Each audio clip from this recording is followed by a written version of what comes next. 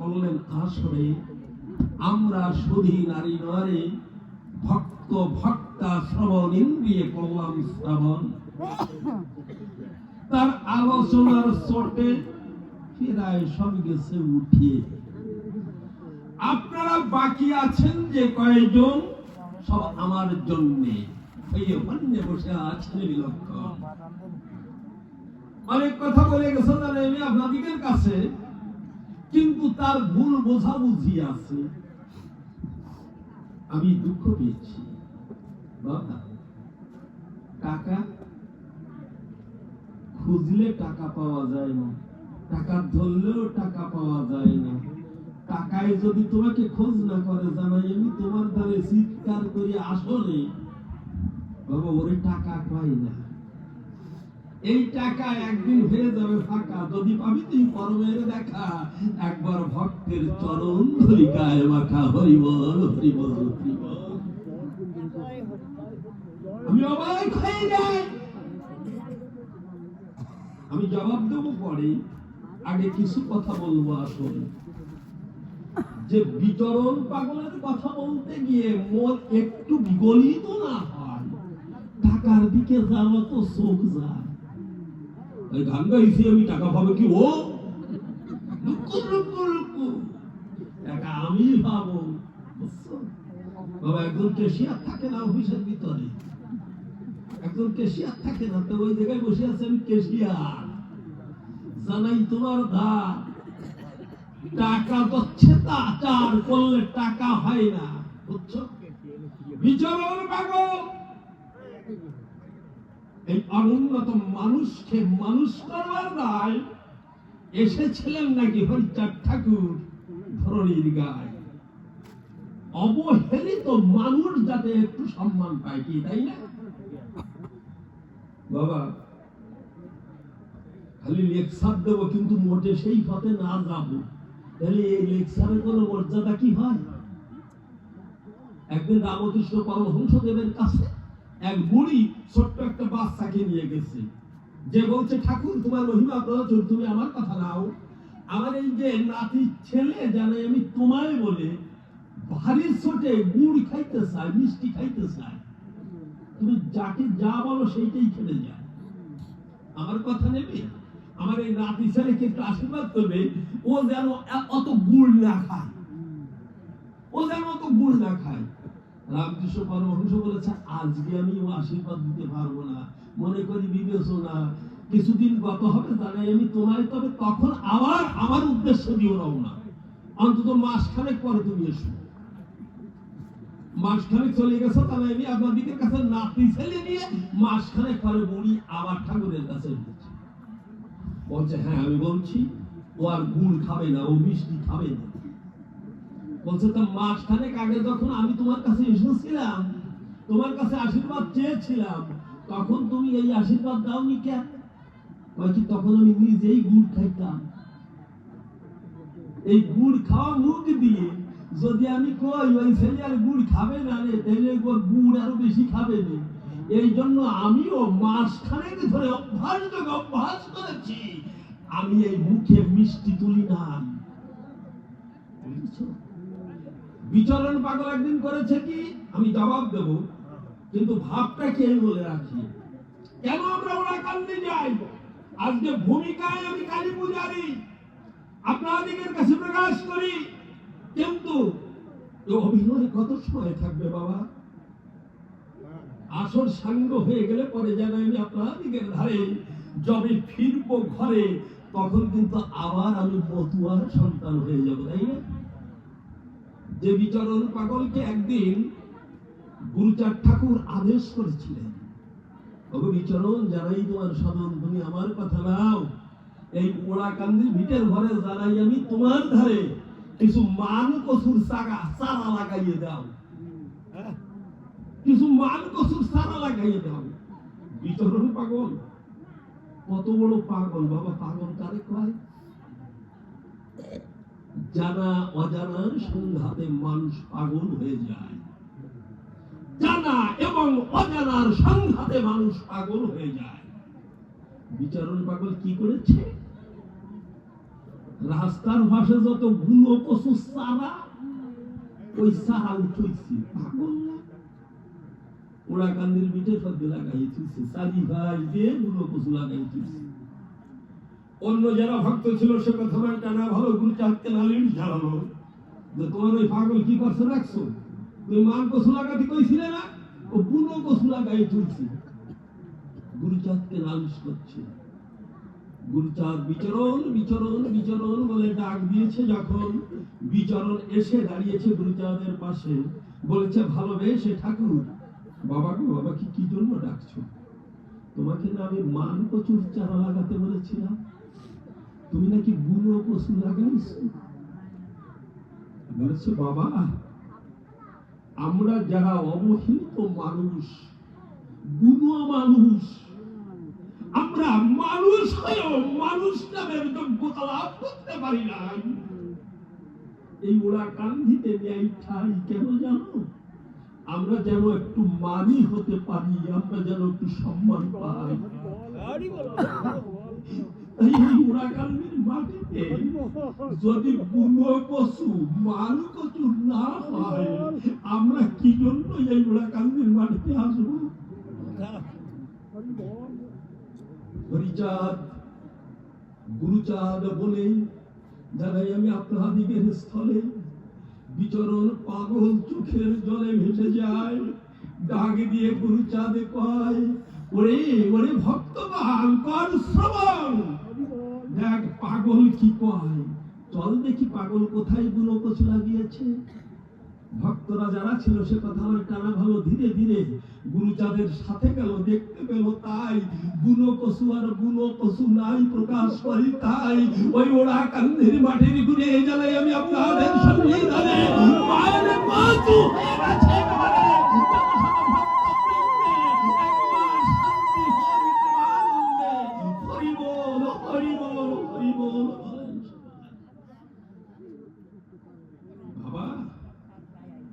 তোমার হৃদয় দুয়ারটা খুলে দেবা। যদি তুমি বড় হবা, বড় কিছু ত্যাগ করবা। অত কামড় বেশি ভালো না, অত কামড় বেশি ভালো না। বড় কিছু ত্যাগ না করলে পরে জীবন ভরে খালি আকড়াতে হবে, জীবনে কখনো বড় হতে পারবে না। আগে বড় কিছু ত্যাগ করতে শেখো। প্রশ্ন করেছে জানেন আপনাদের কাছে, কালী পূজা, দুর্গা পূজা, এই পূজাতে নাকি বেশ্যার দুয়ারের মাটি লাগে। তুমি এখনো সেই সালাও থেকে গেছো নাকি? জীবন ভরে পড়ে দেখেছ? যেটা বিষাধিকা মৃত্তিকা, সেটা আমরা যারা ভালো ভর্তি জানি না, ভালো বুঝতে জানি না, ওই বিষাধিকা মৃত্তিকা বেশ্যা বানাই নিয়েছি, বেশ্যার দুয়ারের মাটি। বিষাধিকা বিশেষ ভাবে যে মেয়েটা সাধিকা, সেই মেয়ের পূজা দিতে হয় দুর্গা পূজার আগে। তাই ভারতবর্ষের গায়ে বা বাংলার কোথাও কোথাও এখনো কিন্তু দুর্গা পূজার আগে কুমারী পূজা হয় না।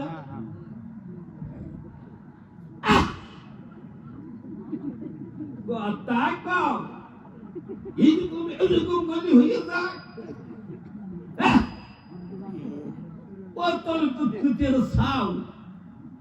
পঞ্চমকার কি দুর্গা পূজা, কালী পূজা, শক্তি পূজাতে মদ দিতে হয়, মদ দিতে হয়, মাংস দিতে হয়, তাই অনেকে পাঠা বলি, মাছ দিতে হয়, অনেকে শৈল মাছ পোড়াই দিতে হয় বা মাছ কামাইতে হয়, মুদ্রা দিতে হয়, তাই টাকা পয়সা দিতে হয়, নাকি মৈথুন দিতে হয়, তাই একটা বারঙ্গনাকে পয়সা দিয়ে কিনে এনে মন্দিরে বসায় রাখতে হয়, কি তাই না? এগুলো কি জানেন? এগুলো আমাদের বোঝার ভুল।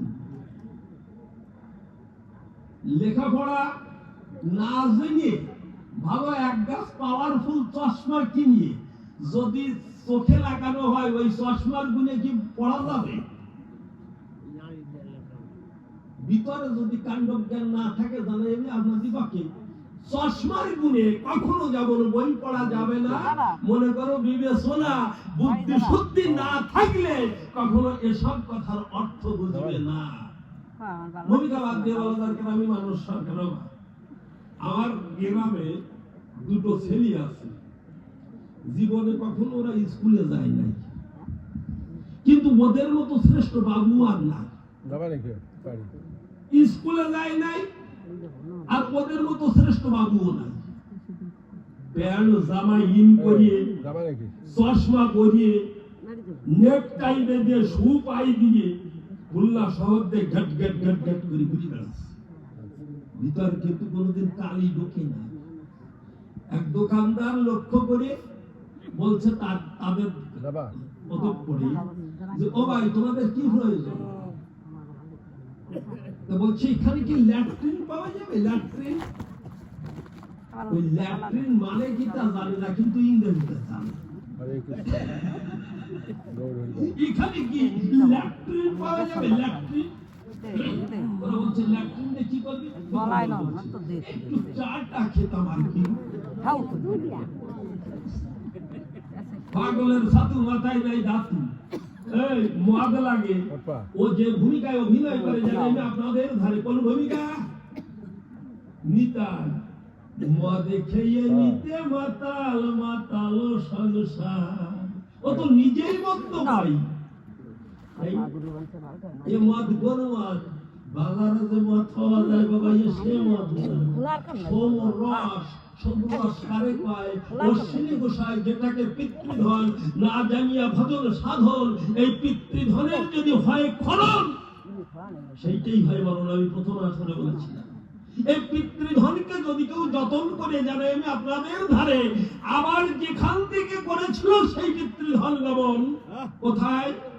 আমার হিমালয় পর্বতে বরফ আকারে ছিল। সে কথা একটা না ভালো, নারী রূপ আগুনে পুড়িয়ে, নারী রূপ আগুনের দাহিকাতে জানাই আমি আপনাদের সাক্ষাতে এই হিমালয় পর্বত মূলেতে যে বরফ পিতৃধন ছিল, সেইটে দ্রবীভূত হয়ে গুলে গিয়ে তরল হয়ে আমার ব্রহ্ম নারী দিয়ে ধীরে ধীরে নারী দিয়ে ব্রহ্মপুত্র দিয়ে, ব্রহ্মপুত্র না তো শোনা, ব্রহ্মপুত্র দিয়ে দক্ষিণ দিকে রওনা করেছিল, সাগরের দিকে।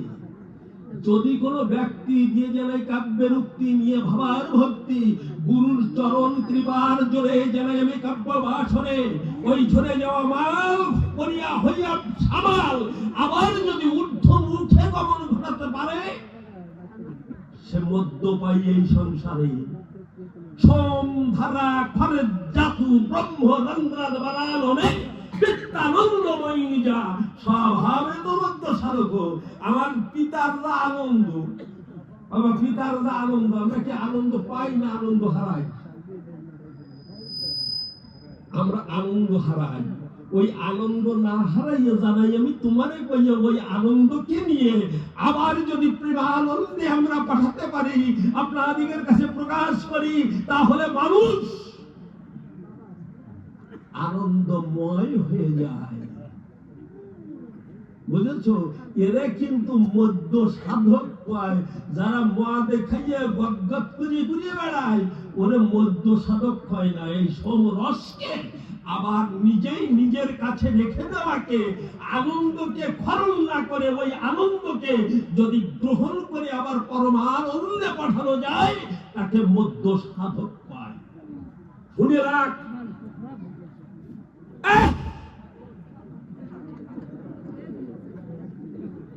ও বাবা রাগ হয়ে গেলে আমি ওই গল্প করি, রাগ হয়ে গেলে আমি ওই আবার ওই এরপরে কি মদ দিতে হয়। মদের ব্যাখ্যা আপনারা শুনলেন, তাই না? আর কি দিতে হয়? আর কি দিতে হয়? এই মাংস দিতে হয়। সংস্কৃত ভাষায় মাংস কারে পায় জানো? মানে নিজে, মানেও নিজে, যে নিজেই নিজেকে মাতৃপদে বলি দিতে পারে, তারা কিন্তু মাংস সাধক পাইছে। এই বলি কে দিয়েছিল? রাবণ রাজা দিয়েছিল, তাই না? এই বলি কে দিয়েছিল? এই বলি দধিচ্ছ মুনি দিয়েছিল। এই বলি একদিনকে তারক সরকারে বলি দিতে গিয়ে গোলক পাগলের খড়গ ছুটিয়ে দিছিল না? কি সত্যি কিনা? আত্ম বলি যদি কেউ মাতৃচরণে যেন আমি আপনাদের সন্নিধানে নিজেই নিজেকে উজাড় করে দিতে পারে, তাকে মাংস সাধক কয়, পাঠা বলি হয়ে যায়। এই পাঠা কারে কয়? আমার ভিতরে যে ফাটা ঘাস ঘাস করে কাম, ক্রোধ, লোভ, মোহ, মদ, মাৎসর্য, এই 6টা পাঠা যখন চিৎকার করে যারা আমি আপনাদের ধারে, ওই পাঠাকে ধরিয়ে যখন গুরুর চরণে কেউ মারে তারে কিন্তু পাঠা বলি কয়। এই ওরা কান্দি ধরা আর মারা আছে, তুমি এর সম্পর্কে কিছু তোমার বোধ বরাদ্দ নাই। আমাকে ধরে না, আমার ভিতরে যে পাঠা আছে, কাম, ক্রোধ, লোভ, মোহ, মদ, মাৎসর্য, চক্ষু, কর্ণ, নাসিকা, জিহ্বা, ত্বক, বাক, পানি, পাত, বায়ু, উপস্থ, এই 16 জনকে একত্র করে যেন আমি তোমার ধারে গুরুর চরণ পরে যদি কেউ মারতে পারে, আর সেই গুরু যদি হরিচাঁদের কাছে ওই ভক্তকে নিতে পারে, জানাই আমি তোমার ধারে তাকে মাংস সাধক পাইয়ে সরাসরি শুনে রাখবি।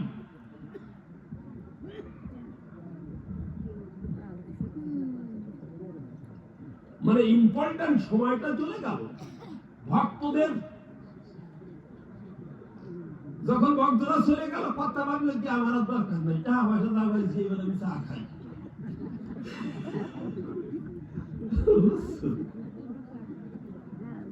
তাহলে এলাকায় মাংস সাধক কি বাবা, কি আমি ভুল বলতেছি নাকি? এরপরে যারা আমি তোমার ধারে মাছ, এই মাছ কি? ও নিজেই বলে গেছে মাছ মানে শ্বাস, ও নিজেই বলে গেছে। এক আঙুল কমাইলে পরে আত্মতত্ত্ব হয়। যেমন অর্জুন কয়, হে কৃষ্ণকে শোনা, আমার কিন্তু নাই জানা, এই যুদ্ধ আমি করব না। এই যুদ্ধ করে জানাই আমি তোমার ধারে আমি যাদেরকে নিয়ে রাজ্য প্রতিপালন করব, সেই প্রজাদের যদি নিধন করি, তোমার কাছে প্রকাশ করি, হে কৃষ্ণ বংশের হারি, সেই যুদ্ধ করে আমার লাভটা কি হবে? আমার কোনো লাভ আছে? তার মানে অর্জুন স্রেফ নির্গুণ, এই ক্ষেত্রে অর্জুনের কোনো গুণ নাই। কৃষ্ণ করেছে বর্ণনা, যুদ্ধ তো তুমি করবা না, যা কিছু করার আমি করে রেখেছি। আত্মদর্শী যখন হয়েছে জানা আমি আপনাদের কাছে, অর্জুন তখন নিজেই নিজেকে চিনেছে।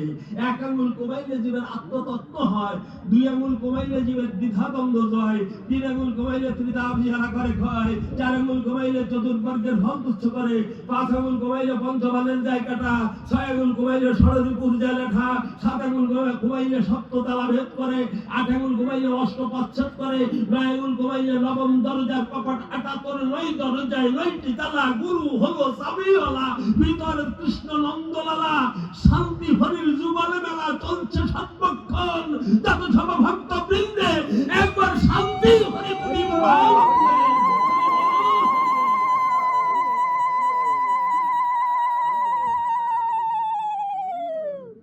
10 আঙুল কমাইলে 10 ইন্দ্রিয়ের যায় জ্বালা। একদিন রামকৃষ্ণ পরমহংস সাধনায় বসে আছেন আপনাদের কাছে, নরেন দত্ত মানে স্বামী বিবেকানন্দ গুরুকে পরীক্ষা করবার দায় এই ঘাড়ের গোড়ায় টিকের আঙুল দিয়ে কলেজে যায়, ঘাড়ের গোড়ায় আগুন দিচ্ছে, জ্বলন্ত আগুন। আগে গুরুকে পরীক্ষা করতে হবে, কি তাই না? তারপর পরীক্ষায় আগে গুরু টেকে কিনা, তারপর আমি দীক্ষা নেব। আগুন দিয়ে চলে গেছে জানাইলে আপনাদের কাছে 5 ঘন্টা পরে কলেজ শেষ হয়েছে, ফেরবার পথে দেখতে পেয়েছে যে ওই আগুন পুড়ে হয়ে গেছে, ছাই ফু দিল, ছাই উড়ে গেল, দেখে একটা পশমের কি হয় না। আগে পরীক্ষা করে নিতে হবে না, গুরুকে বাজাতে হবে, তাই না? তারপরে গুরুর আশ্রয় হতে হবে। 11 আঙুল কমাইলে 11 রুদ্র ধারণ করে, আর 12 আঙ্গুল যদি কেউ যোগ সাহায্য কমাতে পারে, জন্ম মৃত্যু নিয়ে খেলা করে সে ভবের বাড়াবারে। এই যারা শ্বাসের গতিকে কন্ট্রোল করতে পারে, কমাতে পারে, এই শ্বাস ভক্ষণ করতে পারে, মৎস্য সাধক পায় তারে। গঙ্গা যমুনা মধ্যে তৌ মৎস্য চরে তো সদা, তৌ মৎস্য ভক্ষণতি বস্তু, তৌ মৎস্য সাধক। এই গঙ্গা যমুনার ভিতর দিয়া জানাইবে আপনাদের কাছে কইয়া রেশক পুরক কে এক করিয়া যারা কুম্ভকের ঘরে যেতে পারে, জানাইবে আপনাদের ধারে মৎস্য সাধক কয় তারে। বুঝেছো নিত্যানন্দ? এভাবে সেভাবে জবাব দিয়ে চলে গেছে। মানে এই যে লিডারটাই ছিল না, এই জন্য বেশি কথা কোয়া লাগে নাই, খালি খালি কিষানের দাম নিয়ে চলে গেছে। তাহলে মাছ হয়ে গেল, মাংস হয়ে গেল, মদ হয়ে গেল, মৈথুন। কালী পূজা, দুর্গা পূজা, সত্যি পূজায় মৈথুন লাগে। বাবা মৈথুন কারে পায়? স্বামী স্ত্রীর মিলন যজ্ঞের ফল বলে গেছে অবিকল, ওরে নাকি মৈথুন পায়, তাই না? তা মিলন যজ্ঞ হয় কি খালি স্বামী আর স্ত্রীর ভিতর? আর কোন কিছুর ভিতরে মিলন ও দেখে নাই, বুঝছে? আর কিছুর ভিতরে ও মিলন ঠিলন ও দেখে নাই, ওই জিনিসটাই ভালো দেখছে, বুঝছেন? ওই জিনিসটাই একটা মাইয়া জানে। আমি আপনাদের কাছে কইয়ে বলতেছি কি, আমার মহাভারতের শুধু দ্রৌপদীর চরিত্রটা ভালো লাগে। ওর ঠাকুর দাদা ডাক দিয়ে বলতেছে, কেন তোর দ্রৌপদীরই অত ভালো লাগে? কেন? দ্রৌপদীর ভাষ স্বামী না, এই জন্য ওই চরিত্রটা আমার খুব ভালো লাগে। মানে যা যেরকম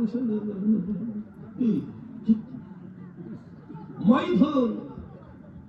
বাবা একটু দুধ যদি জলে ফেলে দেওয়া হয়, কিছু সময় পরে যদি অতিথি আসে, আপনার গৃহ আসে, আপনার দুধের প্রয়োজন হয়েছে, ওই জলের কাছে যাই যদি বলা হয়, ওকে জল কথা বলি অবিকল, তুমি আমার কথা নেবে, একটু আগে জানাই তোমার পুরো ভাগে যে জল তোমার পরে যে দুধ ফেলেছিলাম, ওই জল দুধটুকু ফিরিয়ে দেবে। জলের কি কোনো ক্ষমতা আছে ওই দুধ ফিরিয়ে দেবে? দ্রবীভূত হয়ে গেছে, তাই না? আচ্ছা, ওই দুধকে সাজা দিয়ে দধিতে রূপান্তর করে যদি মন্থন দণ্ড দিয়ে মন্থন করা হয়, মাখন উদ্গারায়।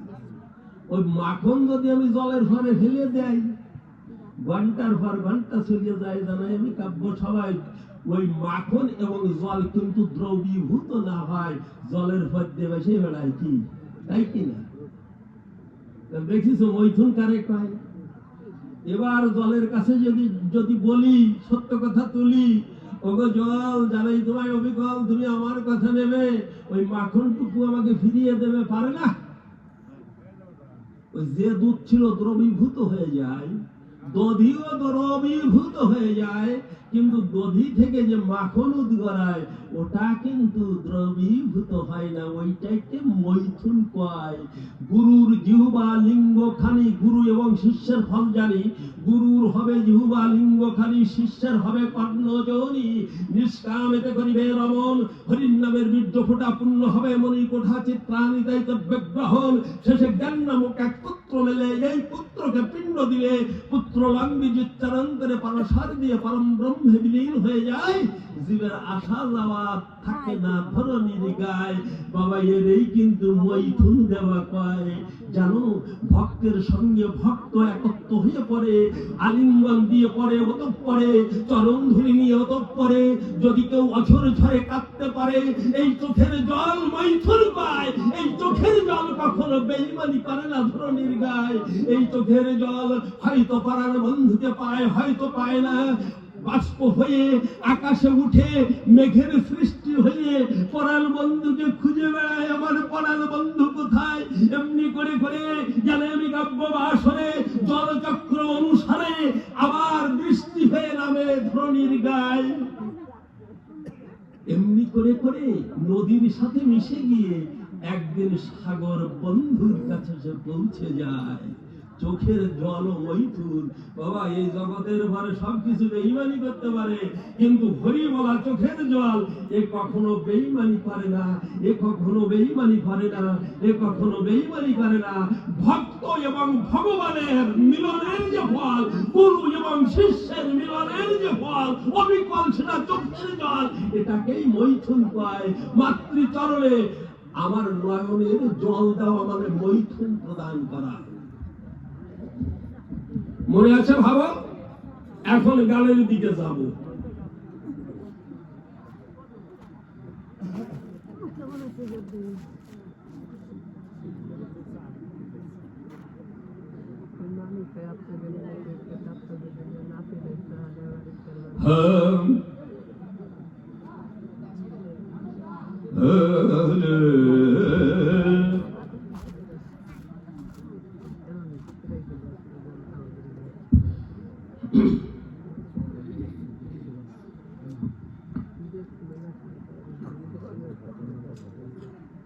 আমার নিজের গান, আমি ফিরে আওয়াজ করা গান গাই না। গান বিজয় বাবুর গান গাই, বনাদি বাবুর গান গাই, নারায়ণ বালার একটা দুটা গাই, গান করি, আর প্রায় আমার গান গাই।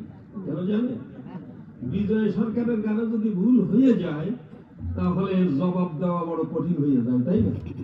এই তুমি বিজয় সরকারের গান ভুল গাইলে, নিজের গান গাইতে গাইতে যদি একটু মনে না থাকে এবং সুতরাং কিন্তু দিয়ে ওটা জোড়ানো যায়। আমার ব্যক্তিগত সম্পদ, তাই না?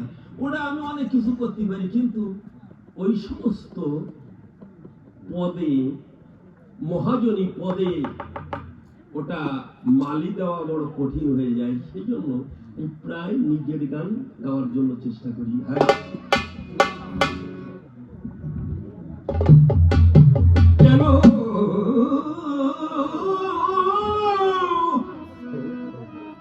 আর বহু কথা কও,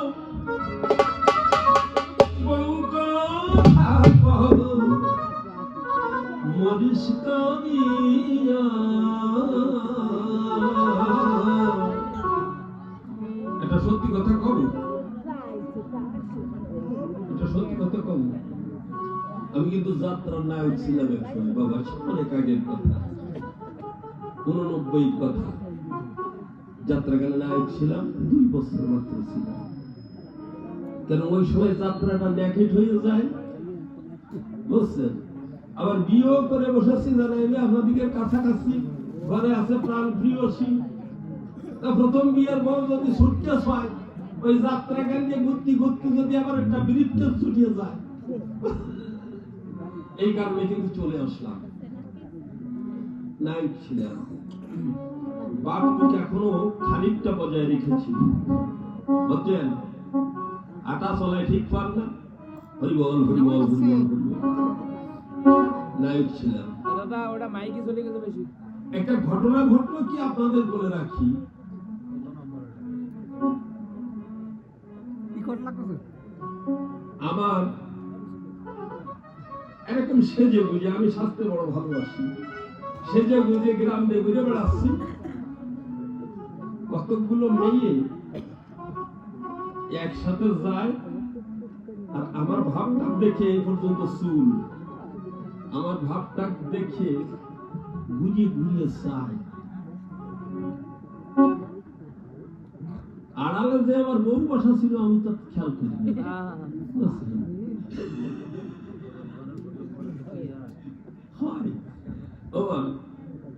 আমার বউ কিন্তু আড়ালে বসে এই সমস্ত দেখতেছে যে ওরা দল বেঁধে কতগুলো মেয়ে চলে যায়, আর আমার স্বামীর দিক ফিরে ফিরে যায়, আর আমি তো নায়ক মানুষ, সেরকম করে করে হাঁটছি। ওরা যে এত ভালো চেহারা, বাবা, মানুষ বুড়ো হয়ে গেলে সবকিছু কি বুড়ো হয়ে যায় না? হ্যাঁ, মাঝে মাঝে ওই বাপ দেখে ওঠে না, আমি ওই গোপনে গোপনে তাকাইয়ে তাকাইয়ে দেখতেছি। বাবা, যেটা সত্যি কথা আমার বলার কোনো অসুবিধা নেই। এখন বউটা কাজায় বাবাকে কোন দিন আমি বলতেছি কি, হুজুর। বউ তোমাকে হুজুর হুজুর না, মানে মাফ করে দেবেন হুজুর, মানে বিচারক, আমাদের বিচারক কেডা? বলছে তোমার কোন রকম লাগেছে, ওরা দেখছো তোমার ফিরে ফিরে কতবারে দেখেছে, তোমার কোন রকম। আমি তখন খাতা কলম ধরি, আমার অন্তরে অনেক কথা তো বিরাজ করে, আমার অন্তরের অন্তরস্থল থেকে যে ভাষাগুলো সৃষ্টি হয়েছিল, লিপিবদ্ধ করা হলো, সেই গানটাই আমি গাচ্ছি। কেন বসন্ত ছিল ছিল না, সে বসন্ত হারিয়ে গেছে। সবুজের সমারোহ ছিল, ফুলও ফুটেছিল, সে সবুজের পাতা ঝরে গেছে, সবুজ পাতাগুলো ঝরে গেছে, ফুলগুলো শুকিয়ে গেছে। আজ বসন্ত নাই, তবু ওরা ভুল করে। আহা, আমি বলছি কেন কেন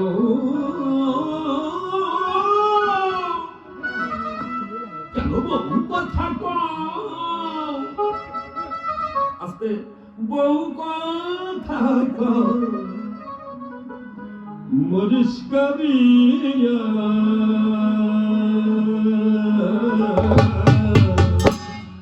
তুই ফিরে যারে, উড়ে যারে বুনো পাখি।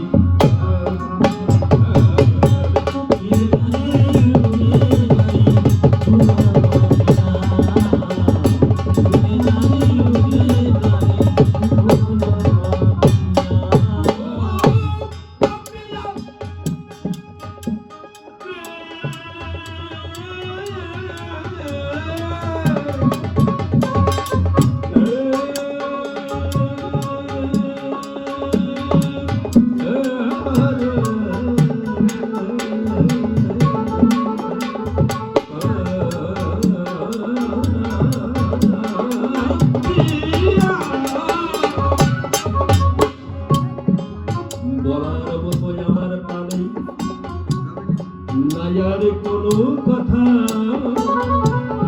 কোনো পাখি বুঝবি কি আপনার কথা, পাখিয়া আপনার কথা বলার মতো আমার প্রাণে।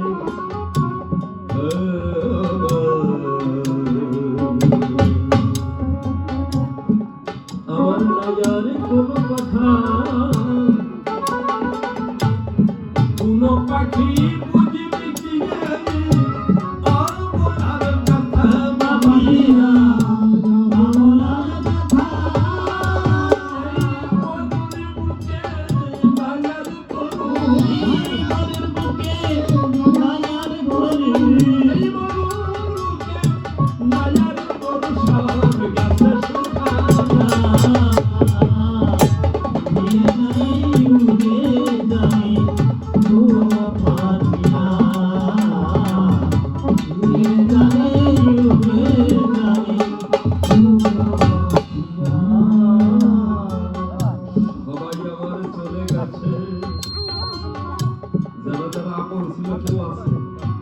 আজ কাম ক্রোধ কেউ কথা শোনে না, কেউ কাছে আসলে, তাই না?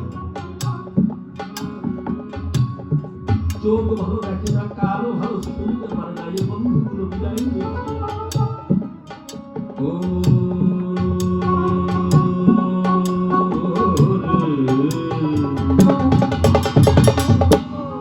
সবাই আমাদের চলে গেছে, আমি একা আগুনে ভাত আগুনে বেলা কি নিয়ে থাকি, পাপিয়া নিয়ে থাকি শূন্য খাস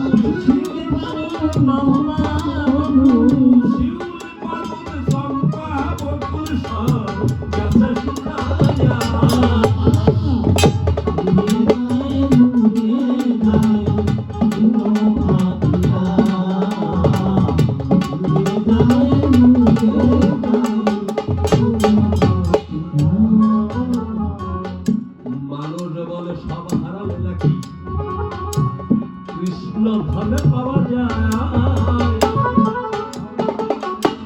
তবে কেমন পাপিয়া সব হারাতে ভয় পাপিয়া। মানুষ বলে সব হারালে যদি হরি ধনে মেলে পরিবর্তিত, তবে কেমন পাপিয়া সব হারাতে ভয় পাপিয়া। এই জগতে কেউ কারো নয়, এই জগতে কেউ কারো নয়, সব যাবে হারায়া।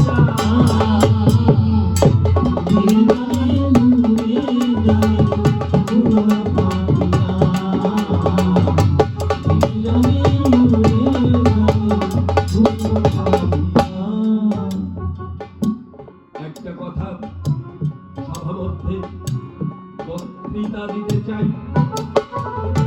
আপনারা এখানে তো খুলনায় গিয়েছেন, সবাই খুলনায় গেছেন। এই রূপসা ব্রিজের আগে একটা বটতলা, নদীর বটতলা আছে, যখন প্রয়োজন তখন বাজাবে। নদীর বটতলা, নদীর বটতলা নাম হয়েছে কেন জানেন?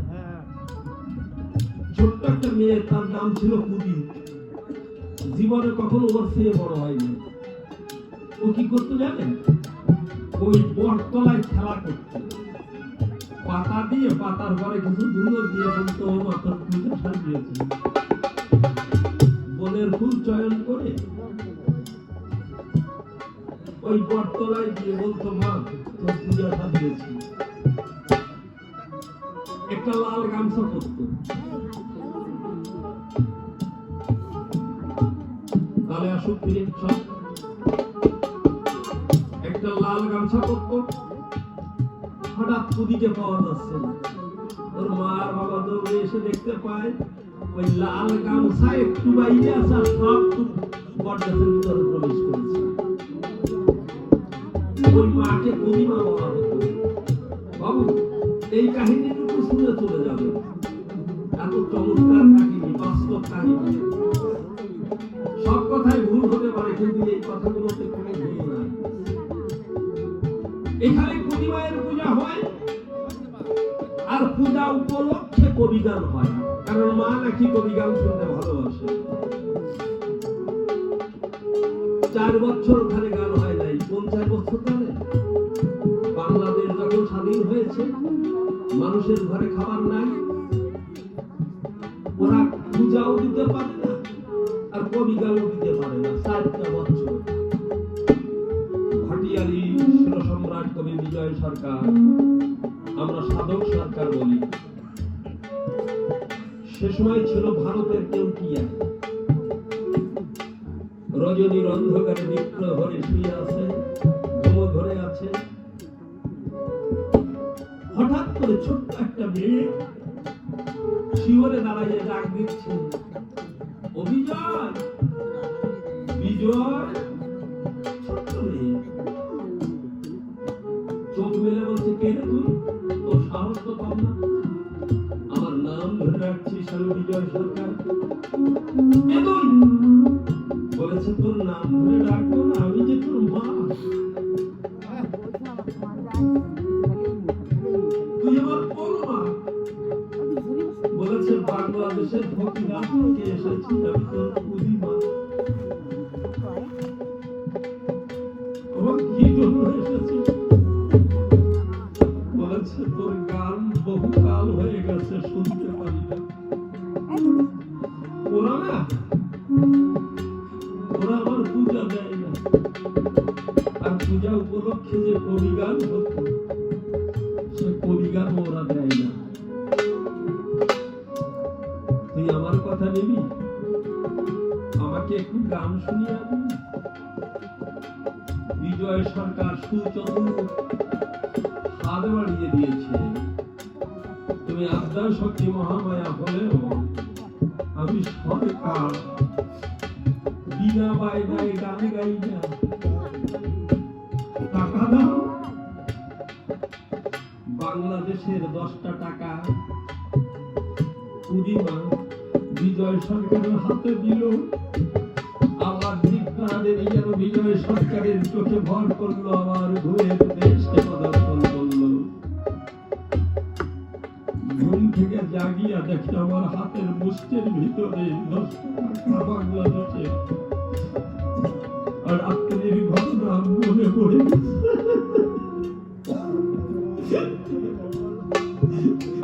আমার মা আমাকে টাকা দিয়ে গেছে গান শোনাতে হবে।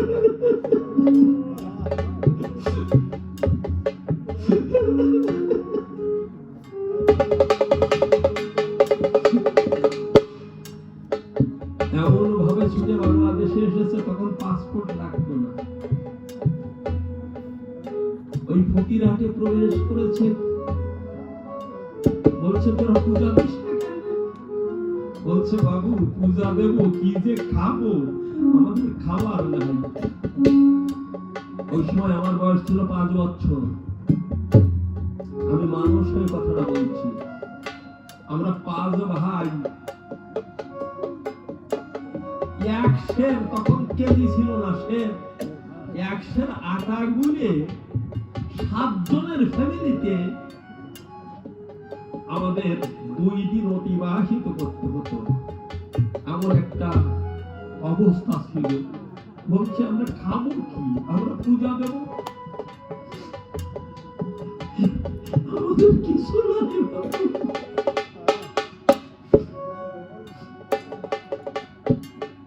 বিজয় সরকার বলেছে চোখে কি জল নাই?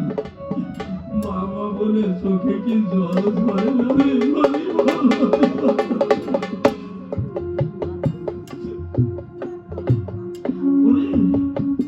চোখের জলে মাকে ডাক।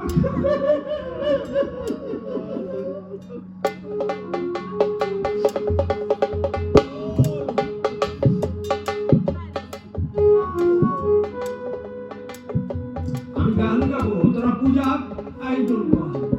বলেছে বাবু গান গাওয়ার পরে যে তোমার হাতে কিছু দিতে হয়, আমাদের কিছু নেই। বলেছে যার দেওয়ার কথা ছিল সে দিয়েছে, তোদের কিছু দিতে হবে না। পূজা আরম্ভ হয়েছে জানাই আপনাদের কাছে। বিজয় সরকার এমনি করে সামিয়ানা টানানো আছে, গান গাচ্ছে। হঠাৎ একটা বটের ডাল ভেঙে সামিয়ানা ছিঁড়িয়ে হাজার জনতার ভিতরে ওই ডালটা পড়েছে, কারো গায়ে কোনো আঘাত লাগে নাই। বিজয় সরকার অনুরোধ দৃষ্টিতে সাধক সরকার বলছে তোরা জানিস না বিজয় সরকারের গান শুনতে শুধু মানুষ না, স্বর্গের কত দেবী দেবীরা ওই ডালের উপরে এসে ভর করে, তারাও ভক্ত সফল করতে যায়।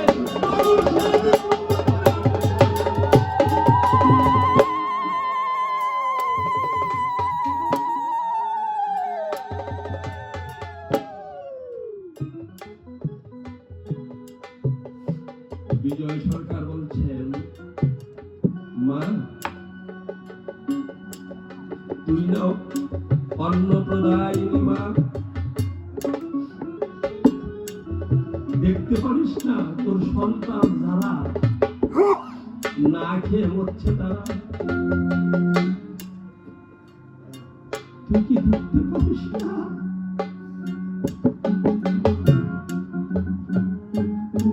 ও মা তুই কি রাক্ষসী মা? নিজে পূজা পাবি, নিজে খাবি, আর সন্তানকে কিছু দিবি না? আমার কথা নিবি? সন্তানের মুখে অন্নদাত্রী মাতা হয়ে জানাই তোরে কয়ে সন্তানের মুখে মনের সুখে তুই আহার দিয়ে যাবি।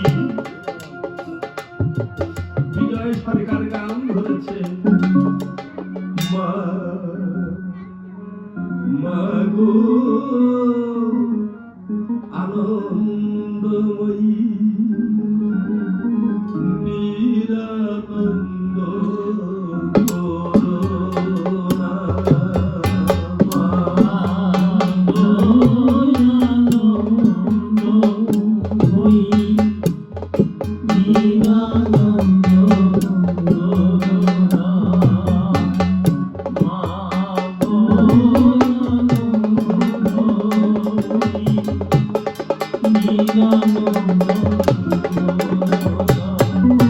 তোমার দুটি চরণ বিনে আমার মন, দুটি চরণ বিনে আমার মন, দুটি চরণ বিনে আমার মন, অন্য কিছু ভালো চলে না।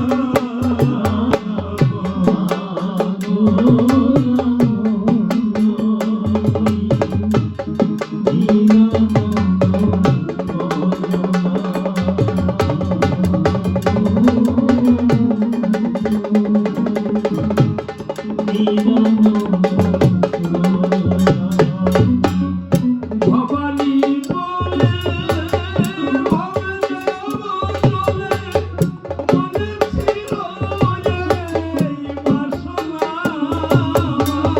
ভবানী বলে ভবে চলে মনে ছিল এই বাসনা।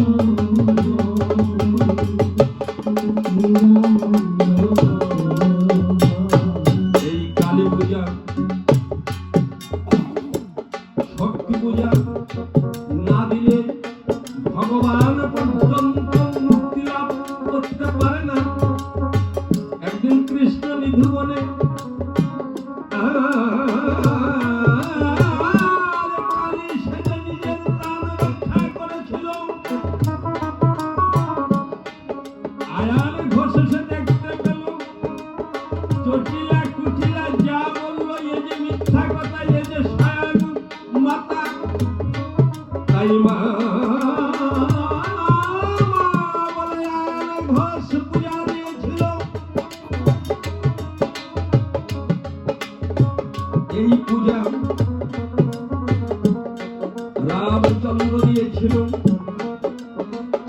এই পূজায় এখনো কিন্তু জোড়া কান দিতে হয়। ও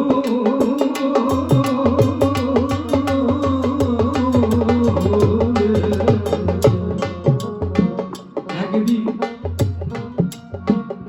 ভক্তরা গিয়া বলেছে গুরুচাঁদের ঠাই, শুনো শুনো বাবা আমি তোমারে জানাই, এই যে দুর্গা পূজা হয় সবাই যায়, তুমি কেন বৈঠক ভালো নাও? তুমি কেন এই পূজার অঞ্জলি দাও না? তাই আমারে কও। সত্যভামা করেছে বর্ণনা, তোর বাবাকে ডাকিস না, হরি বল হরি বল হরি বল হরি বল হরি বল, তোর বাবাকে ডাকিস না। কিন্তু সন্তানের ডাক তো উপেক্ষা করা যায় না। গুরুচাঁদকে ধরিয়া যখন মন্দির ঘরে নিল, মাতৃপূজার একটি ফুল যখন দুর্গার পায়ে দিল, যখন গুরুচাঁদ ফুল দিয়েছে মাটির দুর্গার পায়ে, অমনি সেই দুর্গা ভেঙে পড়ে হাত ফুল করে গুরুচাঁদের পড়ল পায়ে।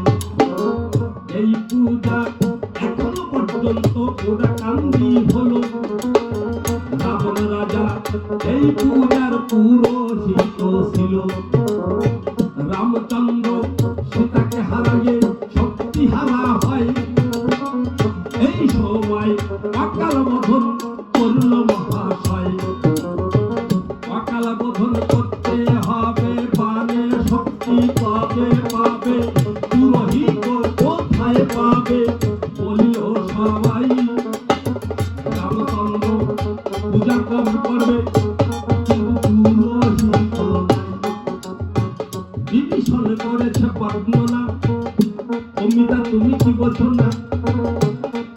যদি রাবণ ধ্বংস করতে হয়, রাবণের থেকে শ্রেষ্ঠ পুরোহিত এই জগতে নয়। রামচন্দ্র বলছে তুমি পাগল হলে নাকি? রাবণ বংশ প্রায় হয়ে গেছে ধ্বংস, শুধু রাবণ রাজা বেঁচে আছে জানাইবে আপনাদিকের কাছে। ওই দশাননকে যতবার দশ আনন করেছে সেদন, রক্ত মৃত্তিকায় পড়ে আর মাটি থেকে কোটি কোটি রাবণ সৃষ্টি হয়ে রামচন্দ্রকে আক্রমণ করে। এক রাবণ কাটে, কোটি কোটি রাবণ ওই মাটি ফুটে ওঠে। দেখেছে রামচন্দ্র পড়ে গেছে বিমর্ষ বেদনায়, ডাক দিয়ে বিভীষণকে কয়, অগমিতা জানাই সেই বারতা উদ্ধার হলো না সীতা, খালি হাতে অযোধ্যাতে আমাকে ফিরে যেতে হবে। বিভীষণ করেছে বর্ণনা, তোমার বানে শক্তি নাই নিজেই বোঝো না। বানে যদি শক্তি পেতে চাও তুমি আমার কথা নাও, একবার দুর্গা দুর্গা দুর্গা কও। দুর্গা পূজা দিতে হবে। অকাল বোধন মানে এই কালে কোনো পূজা নাই প্রকাশ করি, তাই তবুও রামচন্দ্র বিষয় তোমাকে পূজার আয়োজন করতে হবে। রামচন্দ্র করেছে বর্ণনা, পূজা আমি দেব কিন্তু পুরোহিত কোথায় পাবো? পুরোহিত কারে পায়? পুর মানে সমাজ, হিত মানে সমাজের হিতার্থে যে নিজেই নিজেকে আত্মবলি দিতে পারে তারে পুরোহিত কয়। বুঝছেন? পুরোহিত কোথায় পাবো? বিভীষণ বলছে কেন আমার দাদা আছে না? তুমি পাগল হলে নাকি? তোমার দাদাকে হত্যা করবার দায় যে পূজা দিতে হবে এই সময়, সেই স্বয়ং রাবণ কি পূজার পৌরোহিত্য বরণ করতে চায়, নিমন্ত্রণ গ্রহণ করতে চায়? বলেছে তুমি আমার দাদাকে চেনো না। হরিবল হরিবল হরিবল, তুমি আমার দাদাকে চেনো না, একবার নিমন্ত্রণ দাও। ঠাকুর লক্ষণকে যখন ডাক দিয়েছে জানাই আপনাদের কাছে, যে লক্ষণে জানাই তোর কাছে তুই আমার কথা নিবি, রাবণ রাজাকে একবার নিমন্ত্রণ করতে যাবি। বাবা, বৈষ্ণবকে নিমন্ত্রণ করতে গেলে রাজার রূপে বা যোদ্ধার রূপ ধরে নিমন্ত্রণ করতে গেলে হয় না, আবার বৈষ্ণব একজন মতুয়াকে নিমন্ত্রণ করতে গেলে সর্বত্যাগী, মতুয়ার বাজারে না যেয়ে কেউ মতুয়াকে নিমন্ত্রণ করাও বড় দায়। রাজার বেশে গেলে ওই নিমন্ত্রণ হয় না। লক্ষণ যুদ্ধের বেশ ত্যাগ করে জানাই আমি আপনাদের ধারে ধনুর্বাণ ত্যাগ করে রাবণায় উপস্থিত হয়েছে। আজকে কি বলে সম্বোধন করছে জানেন? এতদিন যুদ্ধের সম্পর্ক ছিল, আজ বলছে ঠাকুর। লক্ষণ দশাননকে ঠাকুর বলে ডাকছে। ঝাড়া দিয়ে জটা জাল, ঝাড়া দিয়ে বিস্ফারিত করে নেত্র, রাবণ ঝাড়া দিয়ে গাত্র বলেছে তখন, নিকুম্বিলার যজ্ঞে তুই আমার নিরস্ত্র পুত্রকে হত্যা করেছিলি না, আজ নিরস্ত্র হয়ে এলি, আমার বানেই তোকে নিধন হতে হবে। বলেছে তাতে আমার কোনো আপত্তি নাই, কিন্তু আমি একটা নিমন্ত্রণ দিতে এসেছি। কি নিমন্ত্রণ? আমার দাদা জানকী মা তাকে হারাইয়ে শক্তি হারা হয়ে গেছে, এই শক্তি পূজার আয়োজন করেছে। তুমি সেই পূজার পৌরোহিত্য বরণ করবে, পুরোহিত হবে, তাই তোমাকে আমি নিমন্ত্রণ দিতে এসেছি। রাবণ রাজা সমস্ত কিছু ত্যাগ করে লক্ষণের চরণ যুগল ধারণ করে বলেছে, লক্ষণ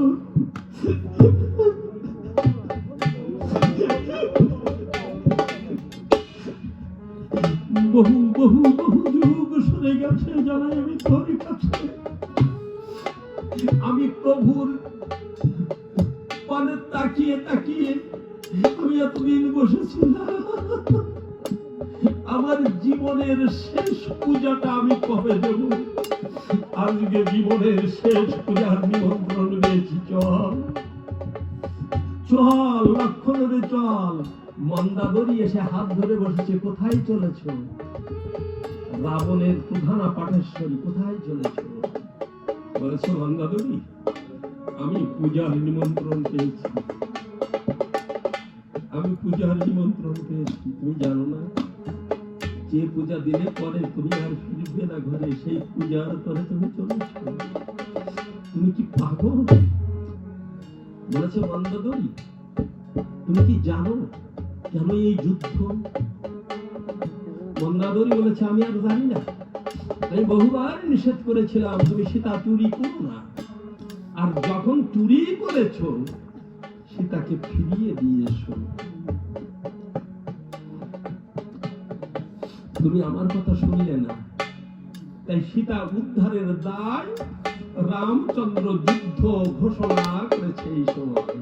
বলেছে মন্দাদরী গো, তোমরা দেখলে এই যুদ্ধ সীতা উদ্ধারের যুদ্ধ, কিন্তু এই যুদ্ধ সীতা উদ্ধারের যুদ্ধ না, এই যুদ্ধ রাবণ উদ্ধারের যুদ্ধ, এই যুদ্ধ রাবণ উদ্ধারের যুদ্ধ।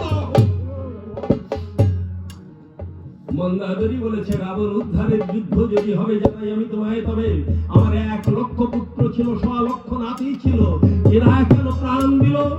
এই পাপ যুদ্ধে ব্রতী হয়ে জানাই আমি তোমারে কয়ে, আমার সোনার সংসারে গেছে, তুমি আমার সোনার সংসারকে বিনষ্ট করলে কেন? কেন আমার পুত্রদের, আমার নাতিদের তুমি নিধন করলে? রাবণ করেছে বর্ণনা। মন্দাদরী, তুমি ঘরের ললনা, তুমি তাও বুঝো না? দেখেছো মানুষ ফুলের বাগান করে, দেখেছো? তেমনি আমি সংসার ফুলের বাগান করেছিলাম। বাবা, আমাদের সংসারটা কিন্তু একটা ফুলের বাগান। আমি সংসার ফুলের বাগান করেছিলাম। আমার যখন যে ফুল ফুটেছিল আমি নিজের হাতে চয়ন করে আমি আমার প্রভুর পায়ে আমি অঞ্জলি দিয়েছিলাম। আমার সব ফুল দেওয়া হয়ে গেছে জানাই আমি তোমার কাছে, শুধু রাবণ বেঁচে আছে, তাই আমি নিজেই ছুড়ে চলেছি জানাই তোমার কাছাকাছি। আমি যাই। মন্দাদরী বলেছে, আমাকে নেবে না?